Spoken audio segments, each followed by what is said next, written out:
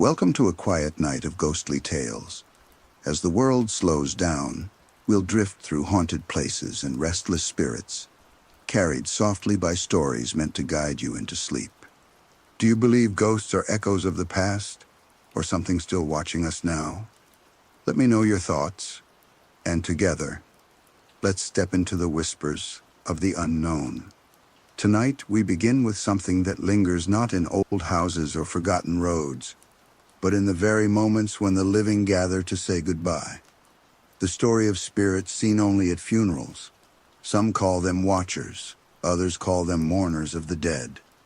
But most know them by a simpler, more chilling name, the Black Veil.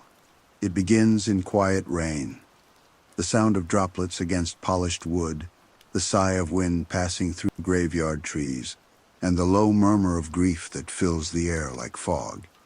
Every funeral has its silence, that strange stillness when the world seems to hold its breath. It is in that moment, when hearts ache and tears fall freely, that some say the veil between worlds opens wider than ever. In old villages across England, there were whispers of the third mourner, a figure seen standing near the coffin, though no one had invited them. Dressed in black from head to toe, face hidden, hands clasped as if in prayer. They would stand motionless until the final shovel of earth was thrown, and then they would vanish into the mist. No one ever saw their face, and no one ever found a trace of footprints where they had stood. Stories like these stretch far back into a time when people believed grief had power. In some parts of Eastern Europe, mourners were warned not to cry too loudly, for the dead might hear their sorrow and mistake it for a summons. In others, a black cloth was hung over mirrors after a death, to keep the reflection of a spirit from being trapped. Every tradition, in its own way, spoke of the same thing, the fear that the act of mourning might attract more than memory. There was once a family in a small town near Whitby who swore that a veiled woman had appeared at every funeral they held for generations. The first to see her was a boy of 10, hiding behind his father's coat during his grandmother's burial. He said the woman was standing by the grave, her veil so long it brushed the wet grass. When he blinked, she was gone. Decades later, when that boy became a man, his own daughter claimed to have seen the same woman watching from beneath an umbrella of black lace. The family began to believe the figure was not a ghost at all, but something tied to their bloodline, a silent witness that came whenever one of them crossed the threshold between life and death. The black veil was not always seen by everyone. Some witnesses spoke of a chill before noticing her, or the faint scent of funeral flowers when none were near. Others described hearing a soft sound, like quiet weeping coming from the back of the church, though no one was there. A few said the figure's presence brought peace, a sense that their loved one had been safely taken beyond. But many more felt unease, claiming that once you had seen her, you would never again attend a funeral without feeling watched. It was not uncommon for grave diggers to mention seeing movement between the tombstones at dusk. One man, who had buried the dead for 40 years, told of a night when he thought someone had come to pay their respects after everyone had gone. He saw a black-clad figure kneeling by the grave, hands folded. When he called out, she turned her head slightly, and the faint glimmer of a pale face was visible behind the veil. He stepped closer, and she was gone. The air was still, but the soil where she had knelt was dry, as if untouched by the rain that fell everywhere else. Some say the black veil appears only when the spirit of the dead refuses to leave, that she stands between the living and the departed, coaxing them toward the other side. Others whisper that she is no guide but a collector, drawn to the energy of mourning, feeding on sorrow like a moth drawn to candlelight. Imagine it for a moment, a church filled with grieving families, the flicker of candles, the echo of a hymn, and somewhere at the very back, someone stands alone, unseen by most, waiting. No one remembers her coming in, and when the last person leaves, she remains, watching, listening, perhaps whispering the name of the one being laid to rest. There are stories of people who caught her reflection in the church window, just a shadowed outline of a veiled face among the mourners. When they turned, no one stood there.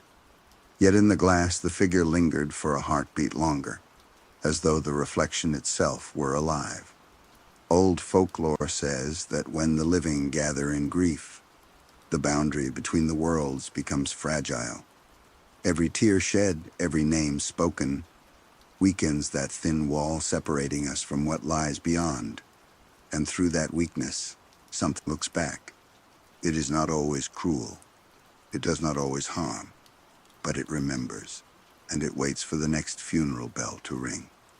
They say the first time someone sees the black veil, it feels like sorrow itself has taken form. Her presence is heavy but familiar, like the memory of loss pressing gently on your chest. Some describe a sense of being comforted, as if she is mourning alongside the living. Others say her silence feels endless, like a void that swallows every sound until only your heartbeat remains. What is she? A guardian of the departed? A remnant of forgotten rites?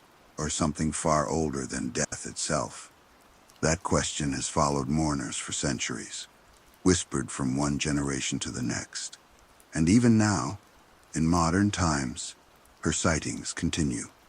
Not in distant ruins, but in city churches and small-town cemeteries, wherever grief gathers enough strength to call her forth. And as night deepens, the veil begins to stir once again. They say the black veil appears most clearly in the moments just before the burial, when the casket is lowered and the crowd goes silent.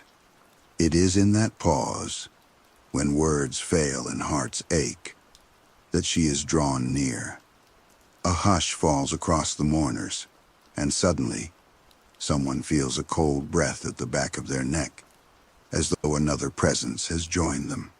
The instinct to turn and look is strong, but those who do often regret it, because once you meet her gaze, even through that dark shroud, the world seems to shift ever so slightly, as if you've stepped a little too close to the edge of something vast and unseen.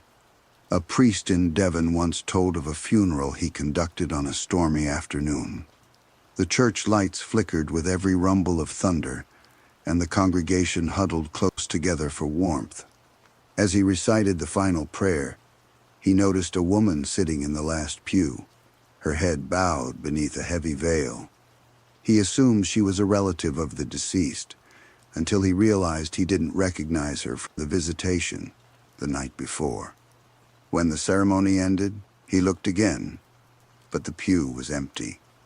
Only the faint impression of raindrops remained where she had sat, though no one recalled her ever coming in from outside.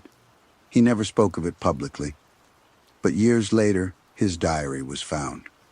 In it, he described feeling a deep sadness after that day, an ache that lingered, as though he had carried some part of the funeral home with him. "I believe she came not for the man in the coffin," he wrote, "but for me, to remind me that one day, the same prayer will be spoken over my own name." Across cultures, the idea of unseen mourners is surprisingly common. In Japan, old tales speak of Kage-onna, the shadow woman, who appears near temples or graveyards, always just out of sight, her body half dissolved into darkness. In parts of the Middle East, elders tell stories of the Al-Mutashahira, a weeping spirit who stands by graves to cry for those who have no family left to mourn them. And in the Scottish Highlands, some funerals were once preceded by sightings of the Caoimhíoch, a veiled woman who wails not out of malice, but warning, foretelling death in the days to come. All these figures share one thing. They appear only in the presence of death and vanish when the living return to their daily lives. Some believe they are guardians, ensuring the passage of souls remains undisturbed. Others think they are fragments of grief itself, emotions so strong that they take shape for a moment before dissolving back into silence. A story often told among undertakers in London speaks of a small chapel in Kensal Green Cemetery, where the same woman has been seen by multiple staff members across decades, always in black, always alone. Once, a worker closing the chapel doors late at night spotted her standing near the altar, hands folded. He apologized, thinking she was a visitor who had lost track of time, but when he reached for the door handle again, she was gone. Yet the flowers near the altar had withered overnight, as if they had been drained of color by her presence. There is a strange comfort to these stories, though, because whether the black veil is real or not, she represents something familiar, an acknowledgement that even in death, we are not alone. The idea that someone, or something, comes to bear witness to our passing, to mourn us when others can no longer do so. It is a lonely kind of comfort, but comfort all the same. And yet, there are darker interpretations.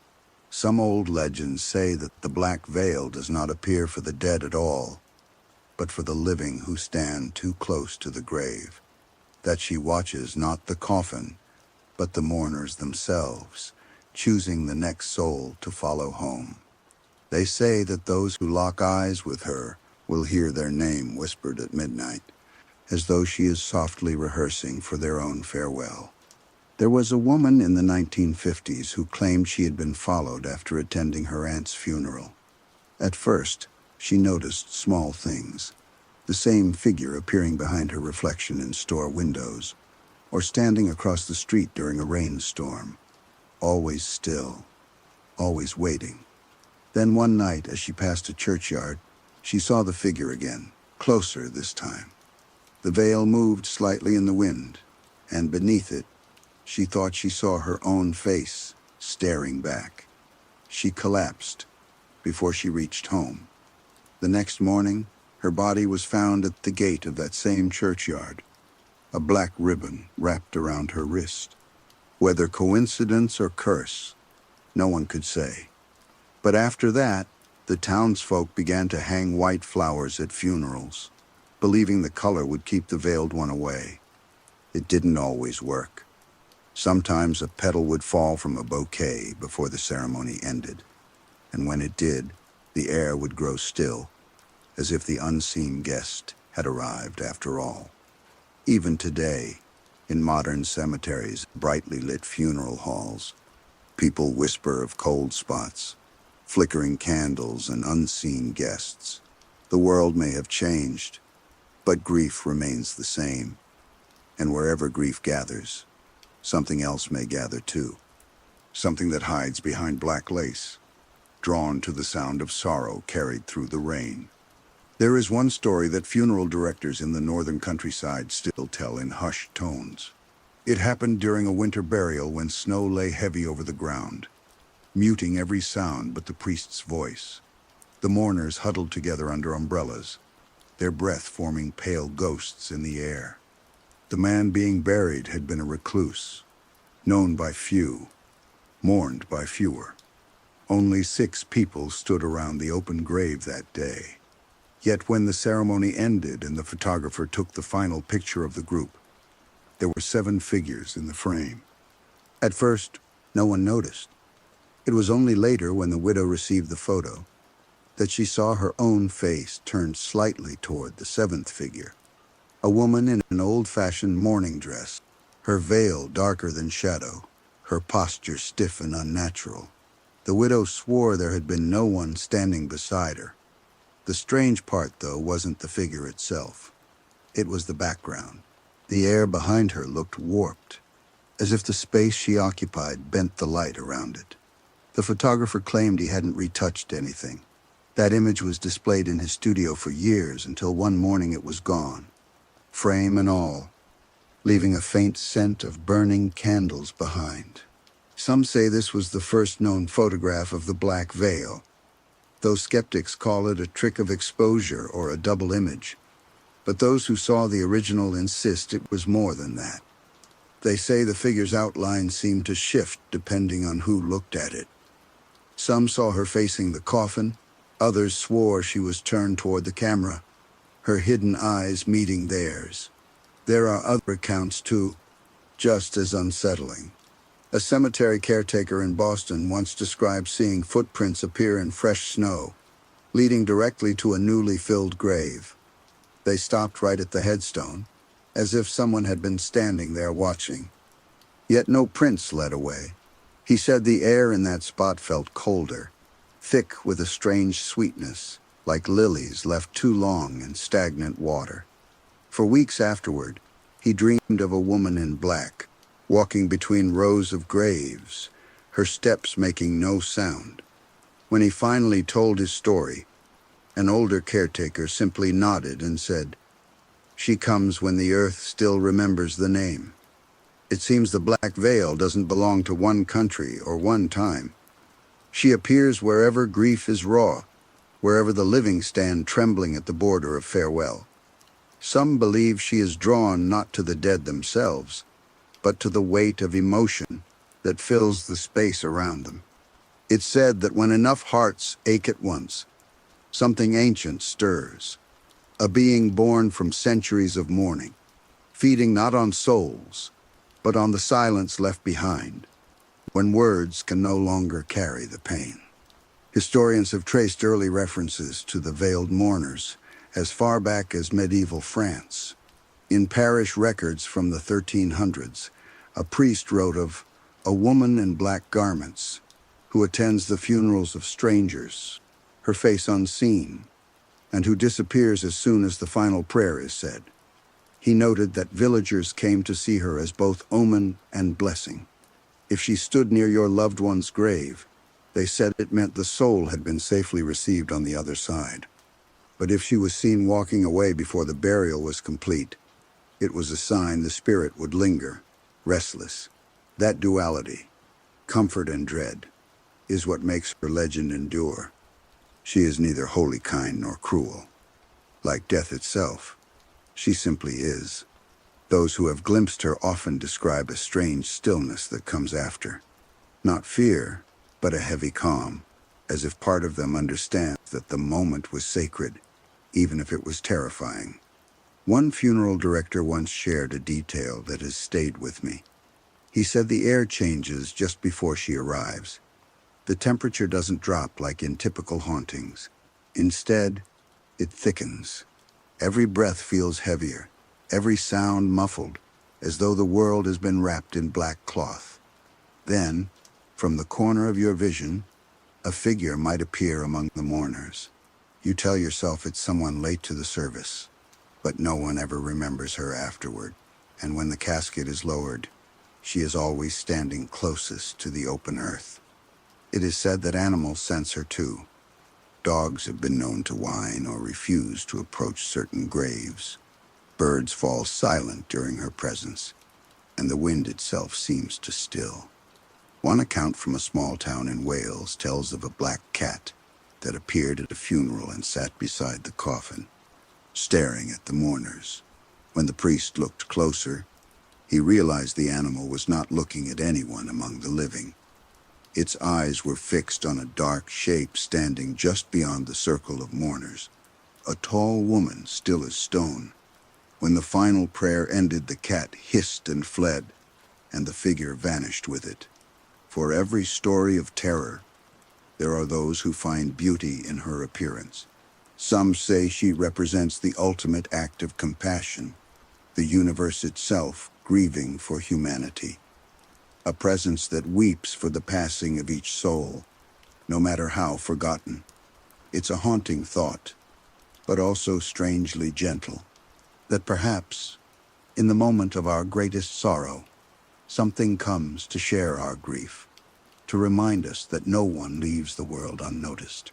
The Black Veil is both myth and mirror, shaped by the emotions of those who witness her. She could be death's messenger, or the embodiment of love refusing to fade. What unites all the stories is that she never speaks, never touches, never interferes. She only watches. Her silence says what words cannot. that every ending is seen, and every farewell is remembered. And so, when you stand among mourners and feel that sudden stillness settle over the crowd, when the air seems thick enough to touch, and the shadows at the edge of the grave appear deeper than before, you might wonder if she's there too, waiting, listening, mourning in her own way, as the veil between worlds trembles once more. There was one final account that brought all the whispers together into something almost tangible. It came from a young journalist who had attended dozens of funerals while covering human interest stories for a local paper. He was not a believer in the supernatural. For him, death was simply another part of life to report on, a story that ended in black ink and cold headlines. But everything changed when he attended the funeral of a child, lost in a tragic accident. The ceremony was held in a small rural chapel, lit only by the soft glow of candles. The pews were filled with mourners who wept quietly, their sorrow echoing faintly beneath the vaulted ceiling. The journalist stood at the back, notebook in hand, trying to stay detached. Yet halfway through the service, he noticed something strange. A woman stood a few feet away from him, dressed in an antique mourning gown, the kind seen only in century-old portraits. Her veil shimmered faintly in the candlelight, and though she made no sound, he swore he could hear the faint rhythm of slow, steady breathing. When he turned to speak, she was gone. The space she had occupied was empty, yet the air there felt dense, as though someone still stood within it. Later, when he looked through the photographs taken by another attendee, he saw her again, blurred, standing near the coffin. But the part that unsettled him most was her shadow. It didn't fall in the same direction as the others. It leaned toward the mourners, stretching forward like a hand reaching for them. From that day, he began to see her in every funeral he covered, always silent, always at the edges of the gathering. Eventually, he stopped attending funerals altogether, claiming that her presence had started following him beyond the cemetery gates. His final note in his journal read, "Grief is her language. We speak, and she listens." Accounts like his have given rise to a haunting idea that the black veil is not a single spirit at all, but a collection of countless fragments of grief that gather into one form. Each tear, each whispered farewell, each trembling prayer might feed into her existence. Over centuries, these emotions could have woven themselves into a consciousness born entirely of mourning. She would be eternal not because she cannot die, but because sorrow never ends.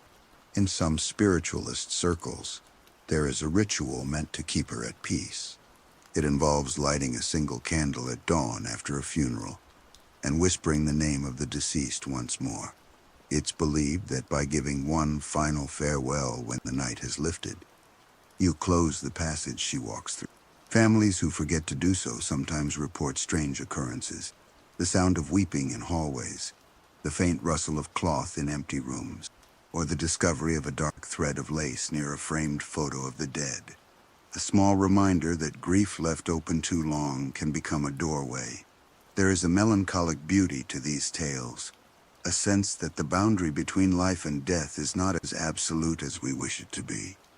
The black veil is that boundary made visible, a reminder that farewells have power, that the act of mourning is both human and cosmic. Every funeral becomes a ritual, not just of remembrance, but of summoning. Whether we intend it or not, our grief calls something forth. Perhaps it is memory. Perhaps it is something that remembers us. There is a legend told by old gravediggers in Yorkshire about a night when the church bell rang on its own. The villagers gathered, thinking another soul had passed. When they arrived, they found the graveyard gate open and a trail of black petals leading to an empty patch of earth. At its center stood a single veil, resting as if draped over an invisible face. No one dared touch it. By morning it was gone. For years afterward, whenever a villager died, a soft toll of the bell was heard at dusk, though no one pulled the rope. The elders said it was her, calling for another farewell. Even in the modern age, where cameras and science stand ready to explain every shadow, she persists. There are security recordings of empty chapels where the pews creak as though someone has just sat down.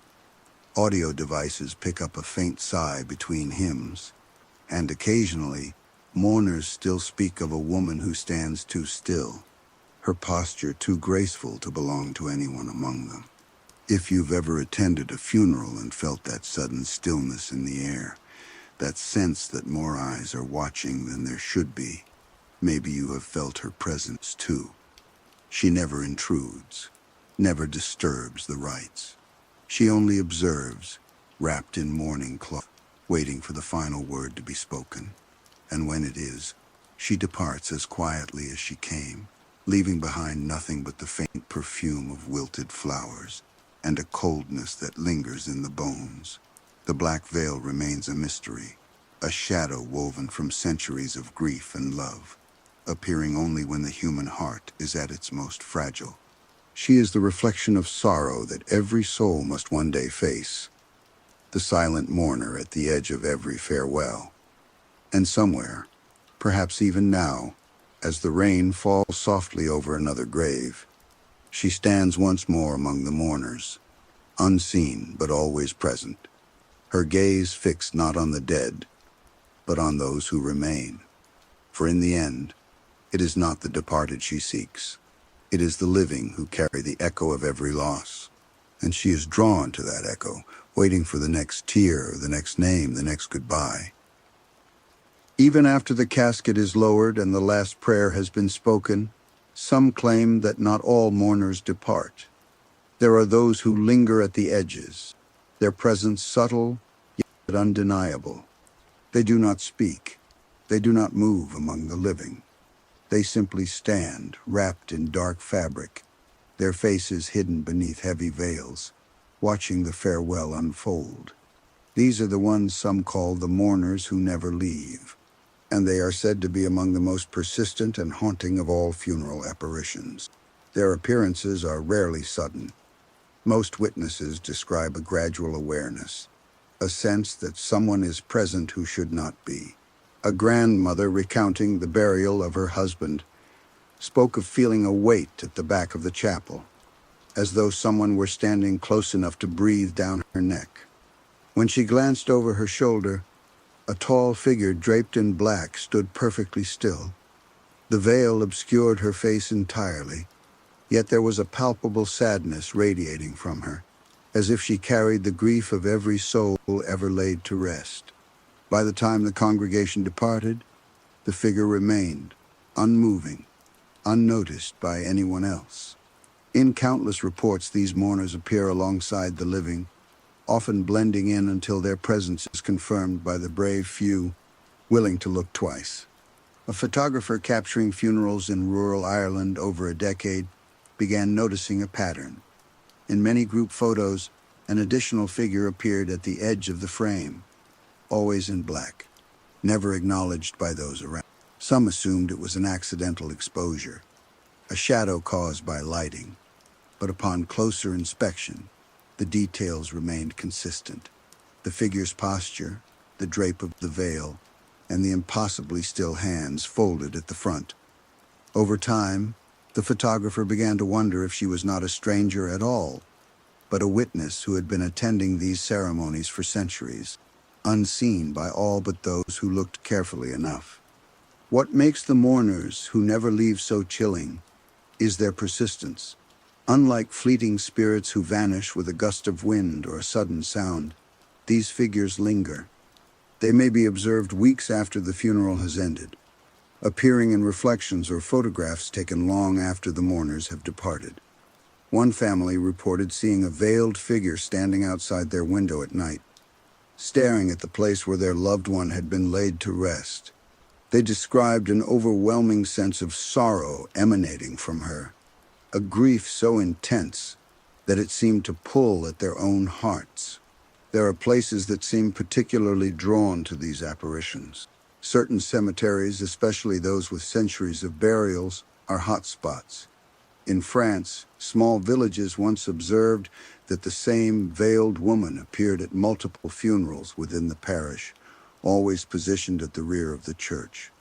In one extraordinary instance, witnesses claimed she was present at a funeral in the morning, and then again at a separate burial in the evening, traveling through town unseen, her figure as silent and solemn as ever.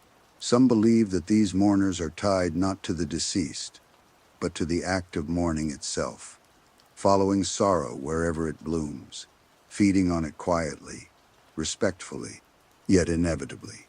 Even animals are said to recognize these spectral attendants.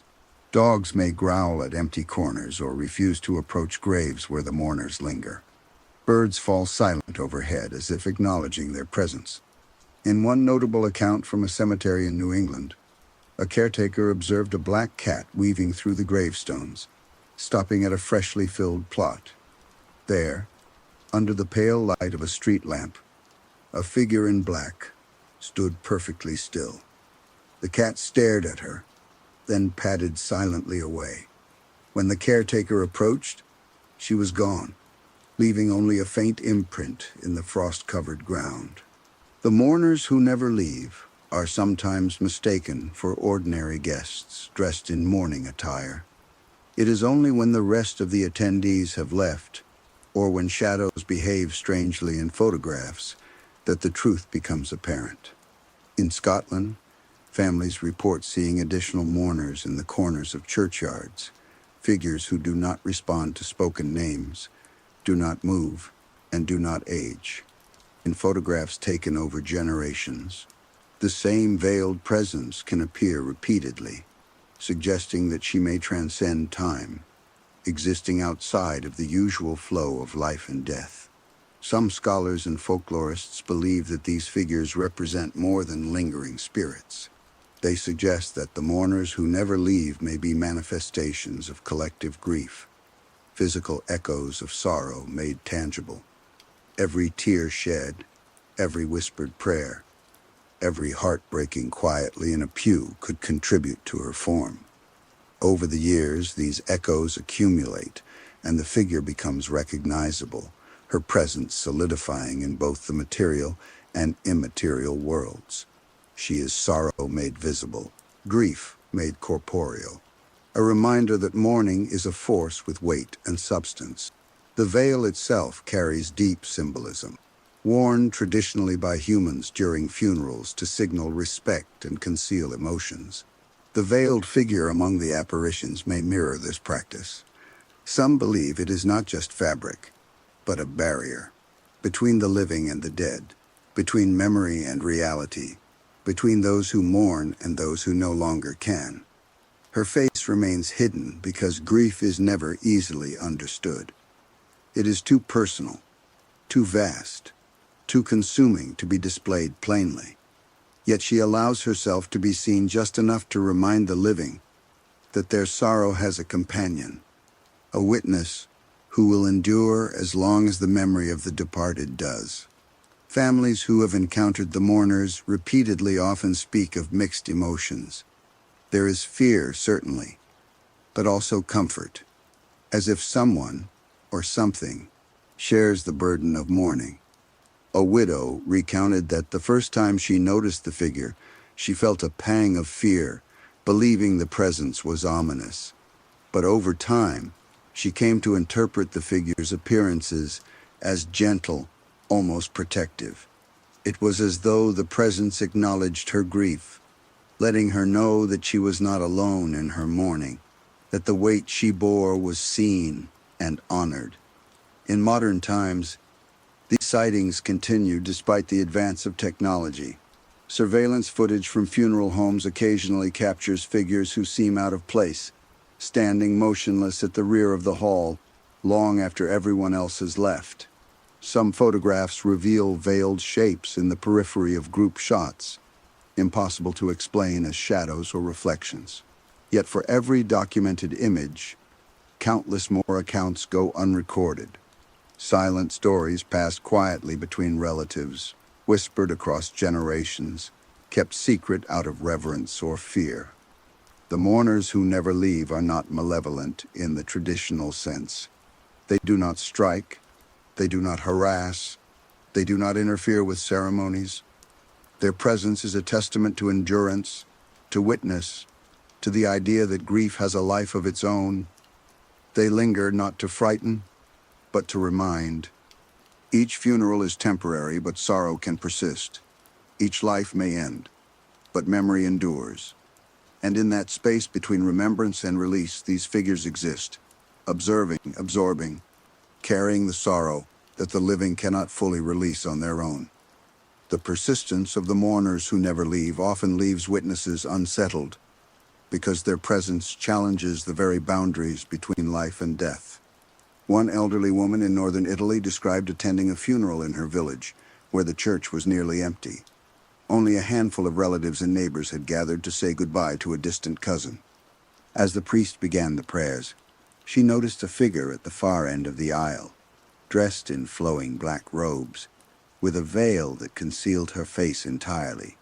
She assumed it was a late arriving guest, but as the ceremony progressed, it became clear that the figure remained perfectly still, not bowing, not turning, not moving with the congregation. After the service, the woman thought she had gone, but when she returned home later that evening, she glimpsed her in the reflection of the window across the street from the cemetery. The figure stood silently in the snow, unmoving as though carved from shadow. Over the next several days, the same woman appeared at other funerals in the village, always at the edges, always unnoticed by all but those who were looking carefully. Locals whispered that the figure had always been there, attending ceremonies for decades, never aging, never leaving. Some claimed that if you had the misfortune to meet her gaze, your own life would become entwined with the presence of mourning, in ways that could not be easily explained. In urban settings, encounters take on a different, subtler form. Photographers, journalists, and even funeral directors have reported seeing black-veiled figures reflected in mirrors or glass panels long after the mourners have departed. Sometimes they appear in photographs captured at the rear of the chapel, their outlines blurred yet distinct. These sightings are often dismissed as shadows or double exposures, but those who have experienced them insist they are more tangible than ordinary trickery. There is a weight to the air when she is near, a heaviness that presses on the chest, and a sense that the living are being observed in a way that feels both personal and eternal. Accounts from Asia tell a similar story, though interpreted through different cultural lenses. In Japan, mourners speak of the kuro-onna, a black-clad woman who appears silently at funerals, standing at the periphery as if she has come to guide the grieving rather than the deceased. She makes no noise, offers no comfort, yet those who see her report feeling her presence long after the ceremony ends. In Korea, elders speak of the Gyeomyum-yoja, a shadowy figure that walks silently among the mourners, carrying the sorrow of the departed within her own form. Across continents, centuries, and cultures, the pattern remains consistent: a veiled figure who observes, who lingers, who never leaves. One particularly chilling tale comes from a small town in New England, where a funeral director began noticing a recurring visitor at the services he oversaw. The first time he saw her, he assumed she was a relative he had not met. But over the course of several months, she began appearing at multiple funerals, always standing apart, never acknowledged, always dressed in the same style of black mourning attire. He kept notes on each encounter, observing subtle patterns. She appeared most often during cold, rainy weather, always when emotions in the room were most intense. He even began to suspect that she did not merely attend for the deceased, but for the mourners themselves, drawn by the raw weight of sorrow that filled the air. In many of these stories, there is a striking duality to her presence. For some, she is terrifying, a reminder of mortality, a harbinger of inevitable loss, a figure who embodies grief in its purest and most unrelenting form. For others, she is strangely comforting, a silent companion to carry the weight of sorrow, a witness to pain that the living themselves cannot articulate. Families who encounter her repeatedly often describe a quiet resignation, a sense that the mourning is being observed, respected, and shared. In that way, she becomes more than a ghost. She becomes a presence that honors the act of grieving itself. And yet, the mourners who never leave remain shrouded in mystery. We cannot fully know if they are spirits of the departed, echoes of collective sorrow, or something far older, tied to the ritual of mourning itself. They appear where grief is strongest, where farewells are most desperate, and where the living carry the heaviest weight of memory. Their permanence at the edges of ceremonies serves as both a warning and a comfort, a reminder that mourning is not simply a momentary act, but a force that endures, shaping the spaces between life and death, the moments between remembrance and release. The mourners who never leave are most often described as silent and still, yet their presence has a strange effect on those who encounter them. At times, people speak of a sudden chill that passes through the room, an oppressive weight pressing against their chest, or the unmistakable feeling of being watched when no one else is around. These sensations are subtle at first, easy to dismiss as fatigue or the natural eeriness of a funeral. But over time, the sense grows stronger, more insistent, until it can no longer be ignored. In a small village in the Scottish Highlands, a funeral was held for a young man who had died unexpectedly. Only a few family members attended, their grief sharp and raw. As the coffin was lowered into the ground, a figure appeared at the far end of the churchyard. Dressed in black with a veil that completely concealed her face, she stood perfectly still, her posture rigid, yet almost regal. Witnesses say that even the wind seemed to avoid her, leaving the air around her unnaturally still. No one approached, and yet everyone could feel her presence, a weight that pressed on the soul rather than the body. When the ceremony concluded, the figure did not move. Days later, villagers reported seeing her standing in the cemetery, and on occasion, in the village square, always silent, always observing, always veiled. Some claim that these mourners follow the living long after the funeral has ended. A man in Italy recounted a strange experience. After attending the burial of his uncle, he felt an invisible pressure behind him during the walk home. He glanced over his shoulder and thought he saw a figure in black following at a distance. When he arrived at his apartment, he could still sense her presence, though no one was visible. Over the next several weeks, he began noticing shadows in corners, reflections in mirrors that revealed a figure he could not explain. Eventually, the pressure eased, but he never forgot the feeling of being accompanied by grief itself. In many of these accounts, the veil is described in almost obsessive detail. It is never loose or casual.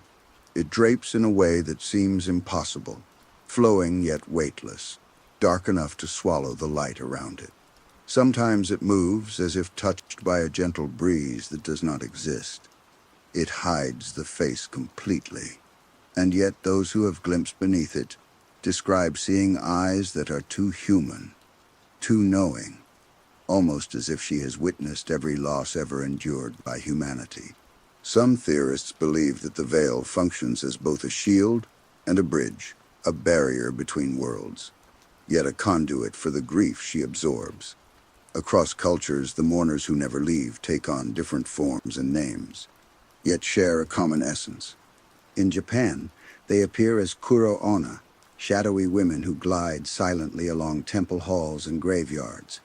In Eastern Europe, they are seen as spirits who linger to honor the bereaved, carrying the sorrow of the dead and the living alike. In North America, They are reported in small towns and rural cemeteries, always present, yet impossible to touch. A witness to grief that is both intimate and universal. The phenomenon transcends geography and time, suggesting that the very act of mourning may give rise to these enduring presences. The living sometimes interpret their presence in strange ways. There are those who feel comforted, as though they are not alone in their grief, that their sorrow is recognized and shared. Others feel a deep unease, a sense that the veil has looked too closely, seen too much, and knows more than it should. Children, in particular, are often more sensitive to these apparitions. Stories abound of young witnesses pointing to empty pews or corners, insisting that someone is standing there watching the proceedings, though adults see nothing. In some cases, children describe conversations with the veiled figure, not words as we know them, but feelings of reassurance or warning transmitted silently. One remarkable account comes from a funeral in rural Germany. A woman attending the burial of her sister reported that the figure remained throughout the entire ceremony, standing apart, yet perfectly aligned with the grieving family. When the family left the grave, the woman paused to take one last look. She saw the veiled figure move closer to the headstone, kneel, and trace a finger along the earth, as though offering a final farewell. The witness felt a profound sense of peace, mixed with a chill that lingered for days. She later learned that her sister had been particularly close to an elderly neighbor who had recently passed, and some speculated that the presence was not random, but tied to the bonds of loss itself. There are moments when the mourners reveal themselves most clearly, when grief is at its apex. At funerals where emotions run deepest, the veil can appear thicker, more solid, almost tangible, and her stillness becomes unnerving in its intensity. The hush of the crowd, the muffled sobs, and the faint scent of flowers combine to create a space where she can exist without interference. Some witnesses say that in those moments, it feels as though time slows, as if the act of mourning itself is suspended while she observes. Even technology cannot fully capture her. Cameras often record only a blur or a shadow where she stands. Yet those who view the footage insist they can sense her attention, her unwavering gaze following the living. In some cases, sound recordings capture soft disturbances, a slight rustle of fabric, the faintest sigh, a whisper too delicate to discern. These subtle signs reinforce the notion that she is a presence tied to mourning itself, a being whose existence is inseparable from grief and remembrance. The mourners who never leave do not intervene, but their presence is undeniable to those sensitive to it. Witnesses often describe an overwhelming feeling that grief itself has taken form, that sorrow has coalesced into a being who observes without judgment. A funeral director in England shared a particularly striking account.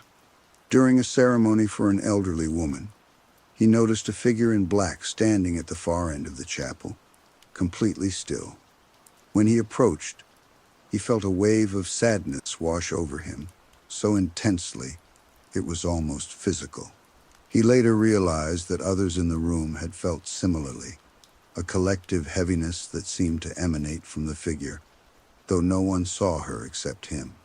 She seems drawn not to the deceased, but to the raw intensity of mourning, to moments where grief is most concentrated. At times, she appears at funerals attended by only a handful of people, yet the sense of her presence can fill the entire space. Some believe that her purpose is not malevolent. She does not harm. She does not frighten unless fear arises from the recognition that someone is witnessing your sorrow in a way no one else can. She is a companion to grief, an enduring witness, an entity shaped by the very human emotions that accompany loss. In villages and towns where she is reported often, traditions have emerged around her presence. Mourners may leave small offerings, such as a black ribbon, a sprig of flowers, or a single candle, hoping to acknowledge her without attracting undue attention. Others say that speaking the name of the deceased 3 times before leaving the cemetery ensures the mourners are content and will not follow home.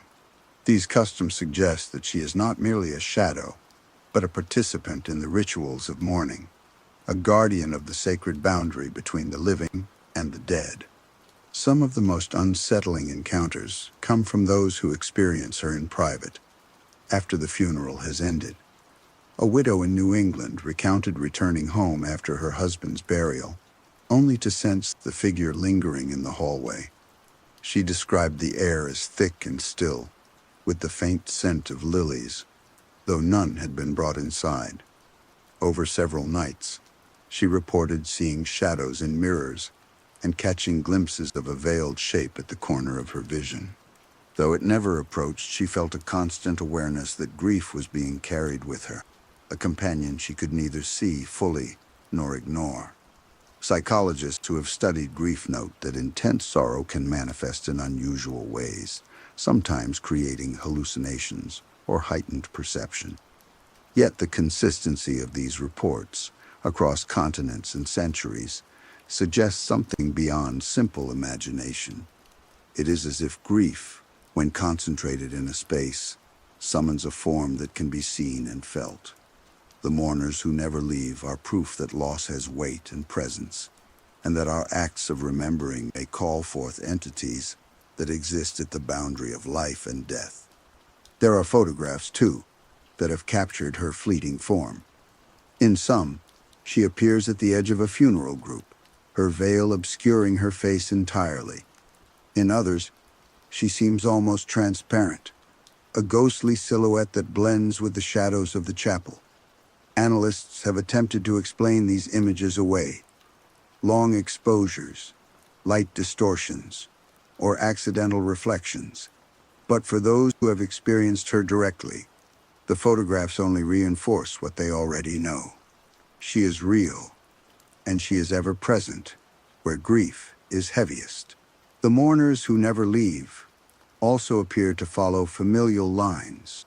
In some cases, the same veiled figure has been reported at funerals of multiple generations within a single family. Grandparents, children, and even great-grandchildren have independently described seeing her, often in nearly identical attire and posture. It is as if she is bound not to the deceased alone, but to the threads of memory and mourning that link the living through loss. Her presence becomes a shadow of continuity, a reminder that grief travels through time, carrying the echoes of every farewell. Yet there is a paradox to her existence. She is at once comforting and terrifying, distant, yet intimately close. Those who witness her may feel her sorrow as deeply as their own. Yet she never imposes. Some come to view her as a guardian, a silent companion who shares in the burden of grief. Others cannot shake the feeling that she is an omen, a reminder of mortality and the inescapable cycle of life and death. In either case, her presence leaves a mark, subtle or profound, on the hearts of those who encounter her. She teaches a lesson about mourning, about the permanence of memory and the enduring nature of sorrow. The black veil, the mourners who never leave. These apparitions are not simple ghosts. They are manifestations of what grief becomes when it is witnessed fully. They are the embodiment of sorrow's weight, the lingering echo of every tear ever shed. And perhaps in seeing them, we are reminded that our own grief is part of something larger, a force that shapes the world, even as it shapes us. And so the next time you find yourself at a funeral, standing among the living and the dead, you may sense the presence of someone who has never left, a silent mourner who watches over every farewell, who endures long after the final word has been spoken. She is there, quietly observing as she always has, as she always will, the eternal witness to human sorrow. There is a space, subtle and almost imperceptible, that exists at every funeral. It is the gap between the world of the living and the world that lies beyond, a threshold where sorrow lingers and memory begins to take form. Some call it the veil between life and death, an invisible barrier that is neither entirely solid nor completely permeable. It is here that the black veil and the mourners who never leave are said to dwell, moving silently along its edge, guiding, observing, and sometimes calling forth the echoes of those who have passed. The veil is not a single place, but a condition of perception. Witnesses describe it as a shift in the air, a change in light, a feeling that the room has grown heavier. In some accounts, it is a literal mist that gathers near the casket, clinging to corners and creeping along the floor like smoke. Others describe a sudden clarity, as though every sound is amplified, every heartbeat noticeable, every breath measured against the silence that the veil brings. It is neither threatening nor comforting. It simply is, a liminal space that both connects and separates, that allows the living to glimpse what lies beyond without crossing entirely. Those who have glimpsed this veil often speak of a strange elasticity to time within it. Moments stretch and fold in ways that are difficult to explain. A prayer may feel as though it lasts hours, while hours may pass unnoticed as though minutes. It is in this altered perception that the veiled figures, the black veil, the mourners who never leave, appear most vividly. They are most visible when emotions are raw, when grief is concentrated and unspoken, and when the living are acutely aware of the finality of death. In rural cemeteries, particularly those that have been used for centuries, the veil seems to grow stronger. Moss-covered stones and winding pathways appear to hum with energy, and mourners report hearing faint voices or whispers just beyond the hearing range, never forming words but communicating something ineffable. One man in Ireland described it as standing in a fog, where every sound seemed filtered through a distant memory. He sensed someone behind him, but when he turned, there was no one. Yet the air remained heavy, charged, as though something unseen had just moved through it. In Japan, the concept of the veil is mirrored in the stories of Shinigami and Kuro-onna, figures that guide or observe souls in transition. Witnesses at funerals often describe an uncanny quietness, a sudden suspension of motion where birds stop in mid-flight, the wind dies down, and the living feel themselves slightly detached from their own bodies. Within that suspended space, the veiled figures appear, standing silently, watching as the living offer their final farewells. It is a reminder that the boundary between life and death is thin and fragile, and that in the moments of parting, it may become permeable. Photographs of funerals sometimes capture the veil without revealing it explicitly. Images taken near the moment of burial often show subtle distortions, a faint shimmer over a coffin, shadows that do not correspond to anyone present, or blurred shapes at the edges of the frame. Analysts may argue these are the results of lighting or camera malfunction, yet the consistency of reports suggests a phenomenon that resists rational explanation. The veil exists not only in perception, but also in the very environment where grief is most concentrated. There are also stories of objects being affected by the veil. Candles flicker for no reason. Fabrics shift as though brushed by invisible hands, and personal items placed near graves sometimes disappear or move slightly between visits. These incidents are often subtle, easily dismissed as coincidence, yet those familiar with the legends recognize them as signs that the boundary has thinned, that the veiled figures are present, and the veil itself is active. A particularly compelling account comes from a funeral home in rural France. A family gathered to bury a patriarch, and as the ceremony progressed, the youngest daughter reported seeing a faint figure behind the casket. She described it as a woman in black, veiled, whose presence seemed to pull the sorrow from the room into herself. As the mourners prayed, the figure slowly faded, leaving behind a noticeable stillness in the air. When the family later reviewed the photographs, they noticed a subtle shimmer around the casket in nearly every shot.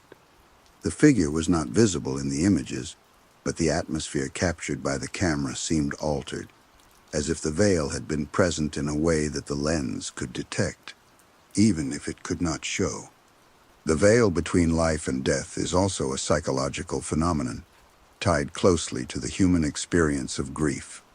Witnesses report heightened awareness, a profound sensitivity to the presence of others, and a tendency to perceive figures or movement where none should exist. Some scientists suggest this may be the mind's way of processing extreme emotion, a mechanism for externalizing sorrow. Yet the universality of these experiences, across cultures and centuries, suggests that the veil may be more than imagination alone. It may be a threshold where human emotion interacts with something beyond the ordinary, a space that becomes tangible whenever mourning gathers in concentrated form. Within the veil, the ordinary rules of space and presence seem to bend. Witnesses often describe sensations that defy explanation, footsteps that echo without source, faint drafts in rooms that are otherwise still, and shadows that linger longer than they should. A funeral director in Pennsylvania recounted an instance where, during the burial of a longtime parishioner, he felt an inexplicable pressure around the casket. Candles flickered, though there was no breeze, and a soft rustle of fabric seemed to circle the mourners. When he glanced around, he saw nothing, yet an undeniable sense of presence weighed heavily in the air. By the next day, the family reported that photographs from the ceremony showed subtle distortions near the casket, like a heat haze, but with no apparent source. The veil seems particularly sensitive to emotional intensity. In cases of sudden or tragic deaths, witnesses report that the air itself feels different, charged with a static that can be felt on the skin. Those who have spent long hours near it often speak of the sensation of being observed, not by a person, but by the accumulation of grief itself. Some describe glimpsing figures at the edge of their vision, just beyond the normal focus of sight. They vanish when looked at directly, leaving only the lingering sensation that something was watching or waiting. It is within this space that the black veil and the mourners who never leave operate, existing both within and beyond the perception of the living. In folklore, the veil is sometimes described as a threshold where the living can communicate briefly with the departed. Stories from Eastern Europe tell of mourners who whispered names or prayers into the space near the casket and felt a warmth or subtle pressure in response, interpreted as acknowledgement from those who have passed. In Japan, temple attendants claim that the Kuro-ana guides souls across the threshold, maintaining the veil's integrity while allowing a momentary connection between the realms. Whether this interaction is spiritual, psychological, or both, it underscores the idea that the veil functions as more than a symbolic boundary. It is an interface between existence and memory, between the living and the dead. The veil also has a spatial quality that is difficult to describe.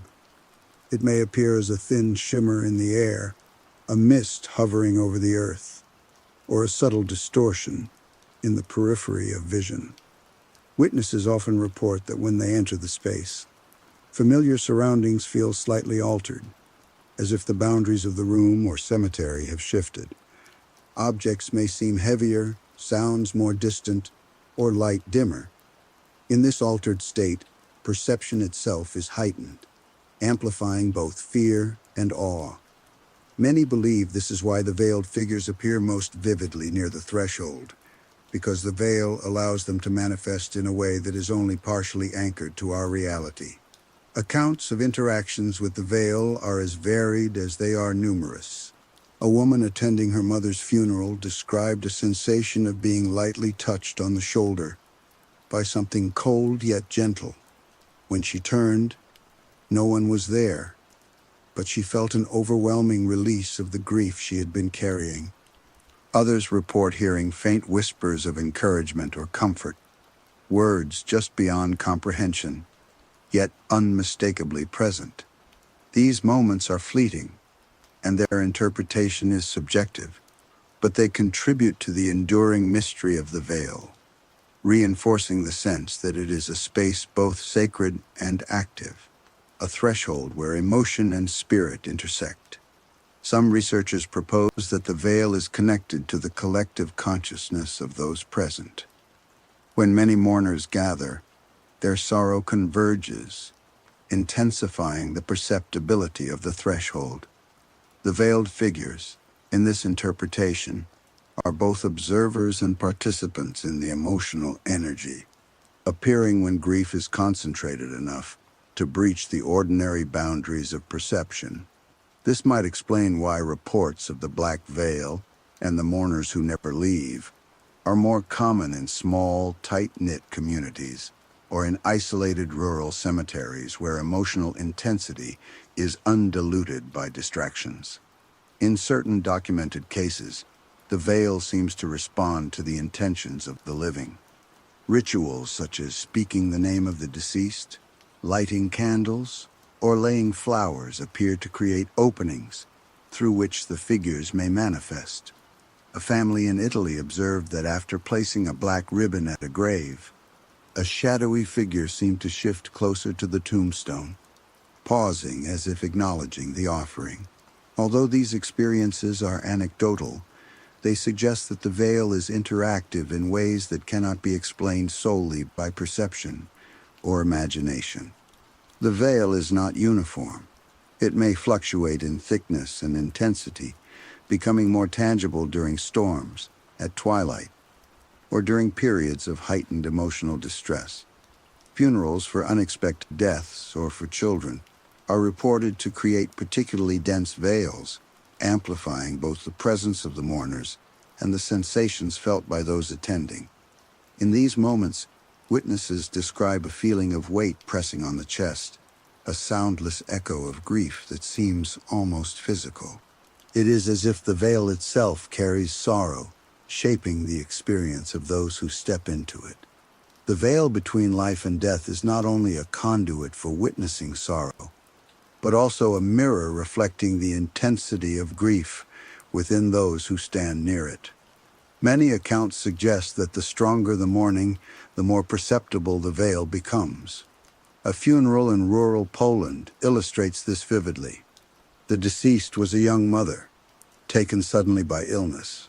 The family, racked with shock and despair, gathered around the open casket, sobbing quietly. Witnesses report that the air in the chapel thickened, almost tangible, as though the grief itself had taken physical form. Shadows deepened at the edges of the room, and the faint outline of a veiled figure appeared, standing just beyond the congregation, her presence undisturbed by the human bustle around her. Observers often speak of a strange duality within the veil. It is both a boundary and a bridge. It separates the living from the dead, yet allows fleeting glimpses or interactions that are otherwise impossible. People have reported feeling brushes of cold air, soft pressures on their shoulders, or whispers that carry a sense of familiarity though no one else is present. A priest in rural France once described hearing faint footsteps echoing behind the pews as he read the final prayers. When he turned, the space appeared empty, yet the intensity of the presence he felt was undeniable. Later, photographs from the ceremony revealed a faint distortion near the casket, like a ripple in the air, hinting at the veil's elusive yet perceptible reality. In Japan, the veil is often associated with the kuro-onna, the veiled figure who walks silently among mourners, bridging worlds without intruding. Witnesses describe how, in the stillness of the cemetery, the veil becomes almost visible, a subtle shimmer, a gentle wavering of light around the corners of graves. The figure appears most clearly at moments of profound grief, standing at the margins yet fully aware of the living and their sorrow. This presence suggests that the veil is not merely a passive boundary, but an active space, sensitive to the emotional currents of those who enter it. Across cultures, the veil is similarly understood as a space that exists in the moments of transition. In New England, funeral directors have described instances where the veil seems to thicken during particularly emotional ceremonies. Mourners report hearing faint, indistinct whispers, feeling cold touches, or sensing the presence of someone who should not be there.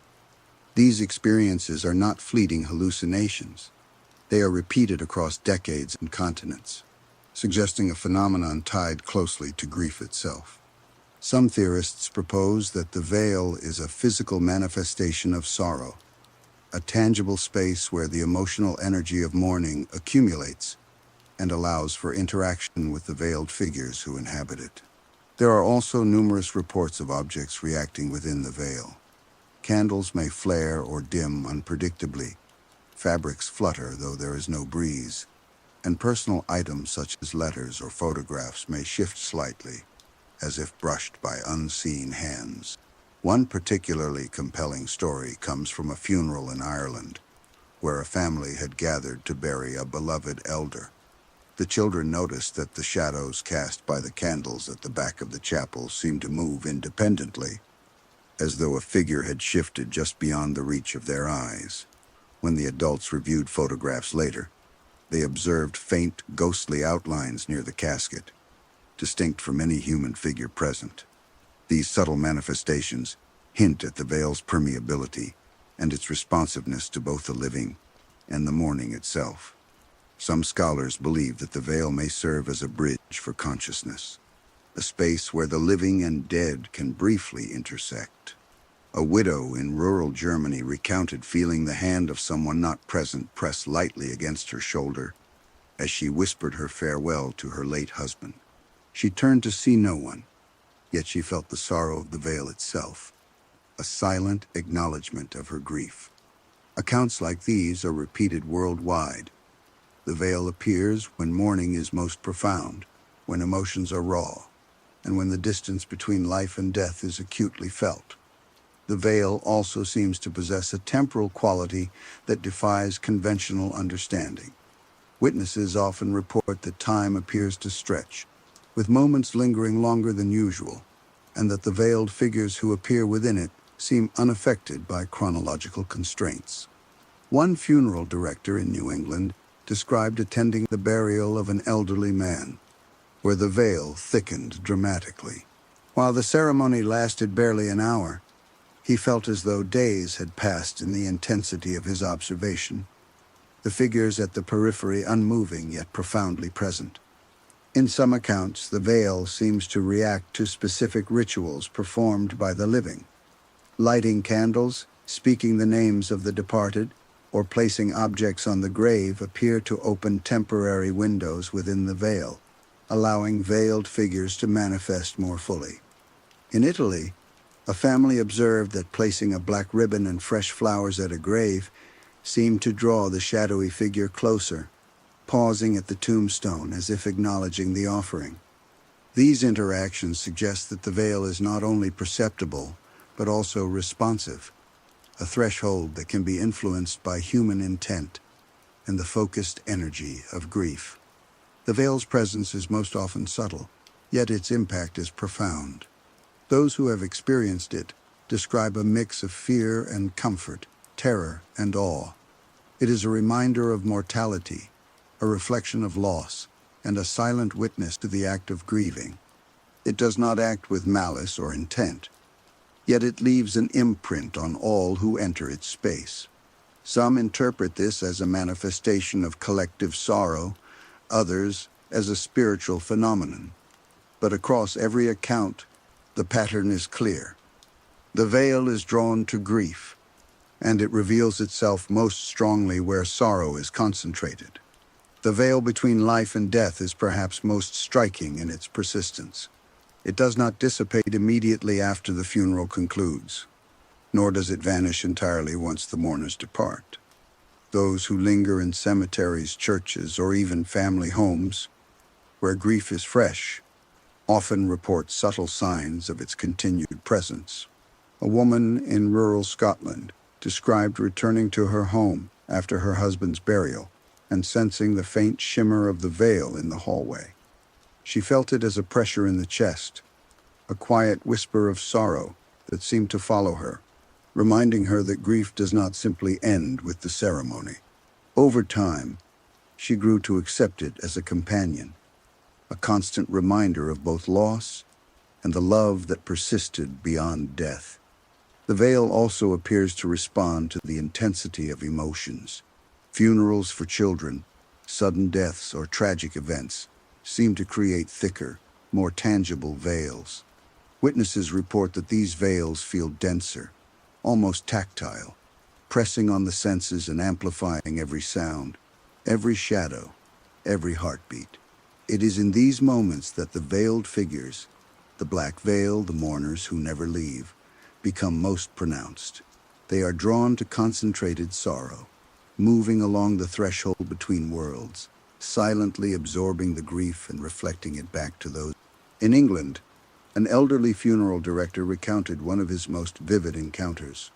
During the burial of a young man, he noticed a subtle shift in the light around the casket. The shadows deepened unnaturally, and a faint figure appeared at the edge of the chapel. Dressed entirely in black with a veil concealing the face, the figure did not move, yet its presence was undeniable. Witnesses later reported feeling a strange heaviness in the air, a sensation of being observed, even though no one else saw the figure. Photographs from the ceremony captured a faint distortion near the casket, suggesting that the veil had manifested physically, if only partially. The veil's influence is also reflected in the objects and environment around it. Candles flicker for no discernible reason, fabrics move subtly, though untouched, and personal items sometimes shift or disappear entirely. In one case, a family visiting the grave of a recently deceased relative noticed that flowers they had placed earlier had shifted overnight, forming a small circle around the headstone. There was no logical explanation, and yet the placement seemed deliberate, as if guided by the presence of the veil or the veiled figures it hosts. These small, inexplicable occurrences reinforce the idea that the veil is not merely symbolic, but interacts with the world in subtle, measurable ways. Across cultures, similar experiences are reported, suggesting that the veil is a universal phenomenon tied closely to grief and loss. In Japan, mourners speak of the kuro-onna appearing near graves or temples, silently observing and guiding the emotions of the living. In Italy, families have described shadows moving at the edges of cemeteries during intense mourning, occasionally forming vaguely human shapes that vanish when approached. In North America, funeral directors and photographers recount repeated sightings of veiled figures at ceremonies, often captured only as faint distortions in photographs or fleeting glimpses at the periphery of vision. The veil also appears to have a temporal fluidity. Time seems to bend within its presence. Moments can stretch, compress, or repeat, creating the sensation that the boundary between the living and the dead is not fixed but malleable. Witnesses often report that seconds feel like minutes, or that hours pass in what seems like moments. The veiled figures themselves do not age, move, or shift with time, remaining constant even as the living around them change and depart. It is as if they exist outside the normal flow of chronology, anchored only by grief itself. Interactions with the veil, though subtle, are deeply affecting. Some report feeling an unspoken acknowledgement, a warmth or pressure that conveys empathy or shared sorrow. A widow in Germany recounted the sensation of a hand on her shoulder as she whispered her farewell at her husband's grave. Though no one was present, the feeling was unmistakable, as if the veil had responded to the intensity of her grief. Stories like these suggest that the veil is more than a passive threshold. It is a space of exchange, where the living and the dead, the mourner and the mourned, connect in ways that are fleeting, profound, and often inexplicable. The veil between life and death reminds us that mourning is not a fleeting act. It is a force that lingers, shaping both perception and memory, drawing veiled figures to witness, observe, and perhaps guide. It is in this space that the black veil and the mourners who never leave exist most vividly, standing at the threshold of two worlds, drawing sorrow into themselves and reflecting it back to the living. In its presence, grief becomes tangible, memory becomes visible, and the boundary between life and death feels simultaneously fragile and immutable. And so, the veil endures. It is a space both sacred and mysterious, a liminal threshold where the living meet the echoes of those who have passed, where grief is given form, and where veiled figures wait patiently, silently observing, silently witnessing, silently enduring. It is here, at this edge of existence, that sorrow becomes tangible, memory becomes immortal, and the mysteries of the departed brush against the living in ways that are at once subtle, profound, and unending. Funerals are a landscape of tradition, ritual, and memory, yet within that landscape, there exists a phenomenon that has baffled witnesses for centuries, the living who seem to wear the black veil. These are mourners who arrive in garments so dark, so heavy, and so deliberately concealing that they appear almost spectral themselves. To the untrained eye, they might be indistinguishable from the veiled figures said to linger at the edges of grief, yet there is something different about them. They move with purpose, remain unnoticed by most, and carry an air of sorrow that feels almost tangible, as if they have brought a fragment of the veil with them into the world of the living. Accounts of such figures are scattered across continents, often described in meticulous detail. A small village in Wales recounts the story of a woman who attended nearly every funeral for decades, always in black, her face hidden behind a veil so thick that it concealed even her eyes. Villagers claimed that she would arrive before the service began, linger silently at the rear of the chapel, and leave long after everyone else had departed. Many assumed she was a relative, though no one could identify her lineage. Over time, her presence became a fixture in the community, an unspoken acknowledgement that grief could take form beyond the bounds of kinship. The garments worn by these living mourners are remarkable in their consistency. Heavy black fabrics, often layered, flowing, and seemingly absorbing the light around them, create an almost otherworldly effect. Veils obscure faces entirely, leaving observers with only the suggestion of human features beneath. Their movements are deliberate, yet minimal, their posture rigid and solemn. They rarely speak, and when they do, it is often in whispered tones that carry only to those standing closest. Witnesses frequently report an overwhelming sense of sorrow radiating from these individuals, a grief so profound that it seems almost external, as if it has been gathered and carried for centuries. In the United States, funeral directors have documented repeated encounters with mourners who exhibit these characteristics. One director in a small New England town noticed a woman attending multiple funerals, always positioned at the rear, her veil concealing her eyes, her black dress heavy and flowing. She did not interact with the family or other attendees.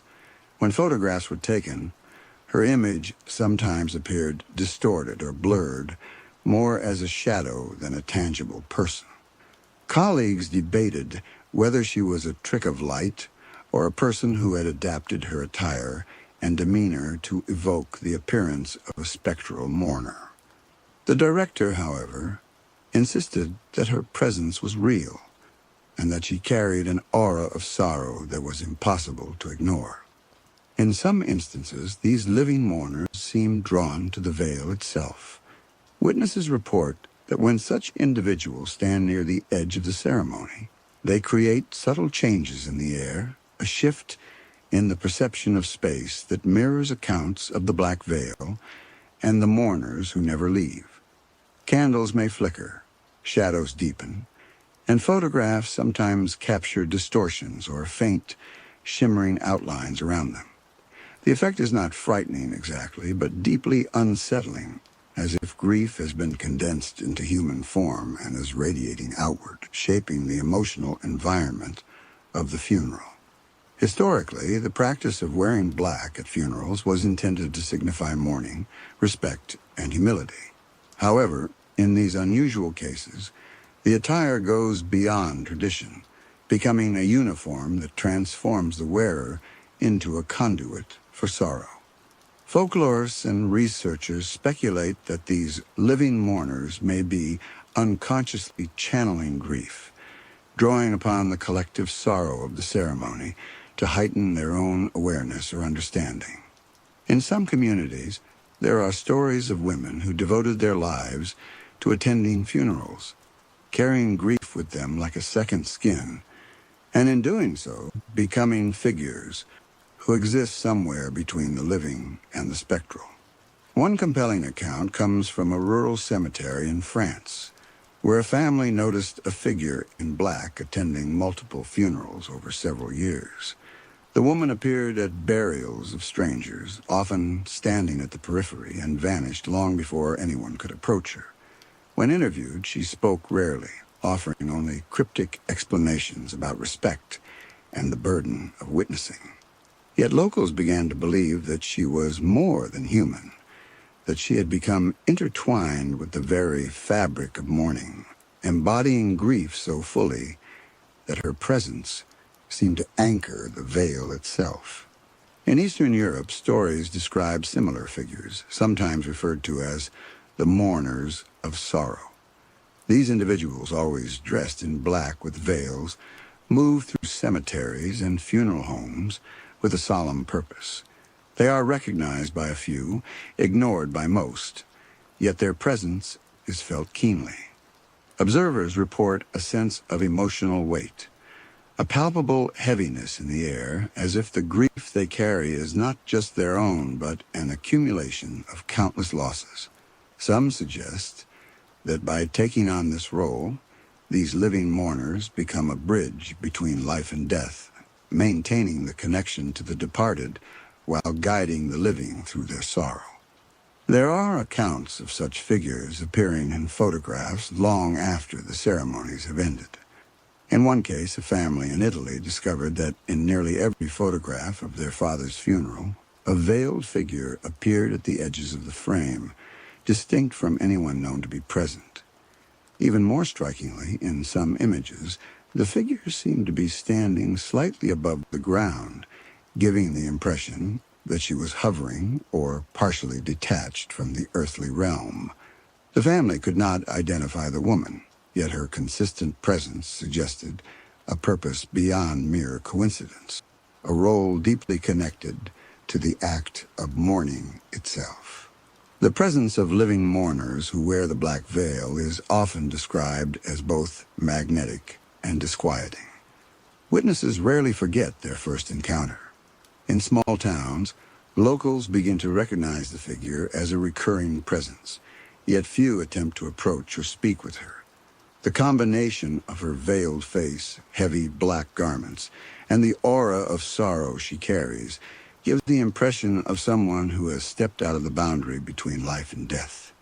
People often report an unsettling feeling of being watched, not in a threatening way, but as though their own grief and vulnerability are being quietly acknowledged by someone who understands it in its entirety.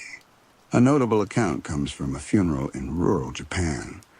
Attendees observed a woman dressed in black, her face completely hidden, moving silently among the mourners. She never interacted with the family or other attendees, but seemed deeply attuned to the ebb and flow of emotion in the room. Witnesses reported that as she moved closer to the casket, a subtle shift occurred in the atmosphere. Candles flickered, and shadows deepened.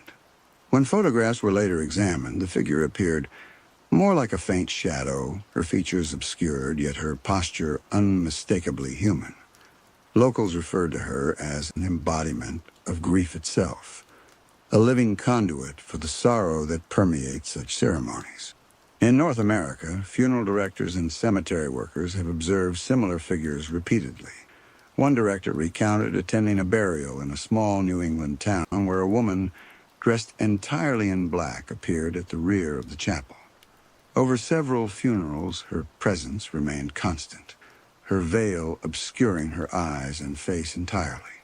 She arrived early, left late, and remained silent throughout each ceremony. Attendees described feeling a profound heaviness in the air, a quiet sense of sorrow that seemed to radiate from her alone. Cameras sometimes captured her as a shadow or a faint distortion, yet those present swore her presence was real, almost tangible, and impossible to ignore. The ritualistic aspect of these living mourners is also significant. In many cultures, mourning attire serves as a symbol of respect and solemnity. However, these individuals take it further, transforming the practice into a form of silent devotion. Their attire, posture, and movement suggest an awareness of the veil between life and death, as if they are not only participating in mourning, but are also guardians of its intensity. In this sense, the living mourners become an extension of the black veil, embodying grief in a way that is visible, yet enigmatic, human, yet ghostly. Some scholars suggest that these figures may unconsciously channel collective grief, absorbing the sorrow of the living while simultaneously reflecting it back into the ceremony. This theory is supported by repeated observations of similar figures across diverse cultures. In Italy, a recurring veiled mourner appeared at multiple funerals in a small village over the course of several years. She never spoke to anyone, yet her presence was profoundly felt, and locals began to recognize her as a guardian of grief, a silent participant who carried the weight of mourning for both the deceased and the living. Stories from Eastern Europe describe similar individuals, often referred to as custodians of sorrow. These living mourners wear heavy black garments and veils that obscure their faces entirely. They appear in cemeteries, churches, and funeral homes, moving silently among the living. Observers report feeling the emotional weight they carry as if it were a tangible force, pressing on the senses, heightening awareness, and sometimes producing the same eerie manifestations associated with spectral figures. Candles may flicker without cause, shadows may deepen unnaturally, and cameras may capture faint distortions at the edges of photographs. There are also accounts of the living mourners appearing in multiple locations simultaneously or vanishing without explanation, only to reappear at another funeral miles away. A family in rural France noticed that a veiled woman attended burials over a span of years, appearing consistently at ceremonies for people she could not possibly have known. Witnesses described her as standing slightly apart from everyone else, observing with a quiet intensity, her veil absorbing light, and her presence amplifying the emotions in the room. Though alive, she seemed to embody the grief and solemnity of every funeral she attended, becoming a living extension of the black veil itself. The living who wear the black veil often seem to exist in a space between worlds, their presence at funerals evoking the same unsettling mixture of awe and melancholy as the spectral mourners themselves. Witnesses repeatedly described the sensation of being observed not by another human, but by something that embodies sorrow itself. A woman attending a funeral in rural Germany recounted that as she approached the casket, she felt the weight of someone's gaze behind her. When she turned, there was a figure in black at the edge of the room, her veil concealing her face entirely. The air around the woman felt heavy, as though grief had taken shape in a physical form, and for a moment, the boundary between the living and the spectral seemed to blur. Photographs often reveal anomalies when these living mourners are present. In one case, a family in Italy discovered that in almost every photograph of a funeral, a veiled figure appeared near the edges of the frame, though no one could identify her. Sometimes she seemed to hover slightly above the ground, an effect that could not be attributed to perspective or lens distortion. Other times, she appeared blurred, almost as if she were partially out of phase with the physical world. These images serve as a haunting testament to the presence of individuals who, though alive, embody grief in ways that transcend the ordinary boundaries of life. The effect of these living mourners on the atmosphere of a funeral is profound. Candles may flicker in response to their presence, shadows may lengthen or shift, and witnesses often describe a tangible heaviness in the air. Children, who are particularly sensitive to spiritual phenomena, sometimes report feeling comforted or reassured by the figure, as if they recognize a kindred understanding of loss. Adults, on the other hand, are more likely to experience an overwhelming sense of unease, the recognition that grief can take on a life of its own, sometimes in a form that is frightening yet profoundly solemn. In Japan, the kuro-onna, or veiled women of mourning, are said to guide souls through cemeteries and temples, embodying sorrow while protecting the living from the full weight of grief. Witnesses at funerals report feeling the presence of theirs, often describing them in terms remarkably similar to those of living mourners elsewhere. Completely veiled faces, heavy black garments, deliberate, silent movements, and an aura of sorrow that seems almost tangible. In rural communities where traditions are closely maintained, the presence of such figures is accepted, though never fully understood, a testament to the universality of grief and the human need to give it form. The living mourner's presence is often cyclical. They appear repeatedly at funerals over months or even decades, always in the same attire, always carrying the same solemnity. Locals may come to recognize them as a constant, a silent witness who attends ceremonies for people she may never have known personally. Her consistency transforms her from a mysterious stranger into a fixture of communal mourning, a living embodiment of grief that bridges generations. One funeral director in New England noted that the same woman appeared at multiple funerals across neighboring towns, always unnoticed by most, yet profoundly felt by those who observed her closely. Accounts of interactions with these figures, though rare, are telling. A widow in France described a veiled woman at her husband's funeral who lingered silently after everyone else had departed. The widow felt a gentle pressure on her shoulder, a presence that seemed to convey understanding and compassion without words. Though the woman never spoke, the widow later interpreted the gesture as an acknowledgement of her sorrow, a silent affirmation that grief is a shared human experience. Instances like this suggest that these living mourners are more than passive participants. They may act as conduits for the emotional energy present at funerals, channeling grief into forms that are both subtle and profound. The phenomenon is not limited to Europe or Asia. In North America, funeral directors and cemetery workers have documented numerous instances of individuals appearing at multiple funerals, always dressed in black, veiled, and silently moving through the ceremony.